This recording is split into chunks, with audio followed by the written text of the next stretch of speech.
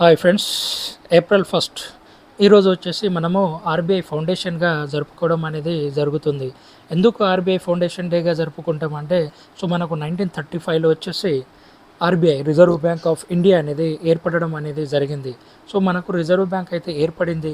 But ఈ reserve bank అనేది ఎవరి యొక్క ఎఫర్ట్స్ వల్ల ఏర్పడింది, ఎవరి విధి విధానాలపైన ఏర్పడింది అనే దాని గురించి ఈరోజు మనము డిస్కస్ చేయబోతున్నాము. ముందుగా వచ్చేసి 1926లో royal commission on Indian currency and its finance అనే కమిషన్ అనేది ఏర్పడడం అనేది జరుగుతుంది. మనం ఈ రాయల్ కమిషన్ని వచ్చేసి హిల్టన్ యంగ్ కమిషన్ అని కూడా చెప్పుకోవచ్చు. అయితే ఈ కమిషన్ ఎందుకు ఏర్పడిందంటే దీని యొక్క ముఖ్య ఉద్దేశం ఏంటంటే ఆర్బీఐ ఏర్పాటు కోసము ఏర్పడిందని చెప్పుకోవచ్చు. ఇదే టైంలో వచ్చేసి డాక్టర్ బిఆర్ అంబేద్కర్ రాసినటువంటి the problem of the rupee, its origin and it's solution ఈ బుక్లో వచ్చేసి డాక్టర్ బిఆర్ అంబేద్కర్ గారు ఆర్బీఐ ఎలా ఉండాలి, దాని యొక్క పనితీరు ఎలా ఉండాలి, అదేవిధంగా దేశ ప్రజలకు అది ఏ విధంగా ఉపయోగపడుతుంది అనే దానిని స్పష్టంగా ఈ బుక్లో రాయడం జరిగింది. ఈ రాయల్ కమిషన్ వాళ్ళు ఏం చేస్తారంటే ఈ బుక్ను వచ్చేసి ఇతను రాసినటువంటి ఏదైతే శీర్షిక ఉందో దీనిని వచ్చేసి వాళ్ళు మన సెంట్రల్ లెజిస్లేటివ్ అసెంబ్లీ ముందు ఉంచడం జరుగుతుంది.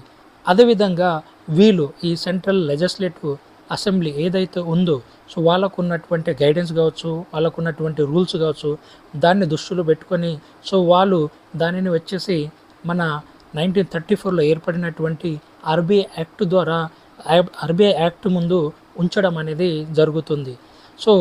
1935 ఈ ఆర్బీఐ యాక్ట్ ద్వారా 1935లో మనకు ఆర్బీఐ అనేది ఏర్పడుతుంది.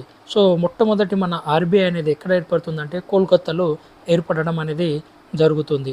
అంటే 1934 యాక్ట్ ద్వారా 1935లో మనకు ఆర్బీఐ అనేది రిజర్వ్ బ్యాంక్ అనేది ఏర్పడడం అనేది జరుగుతుంది.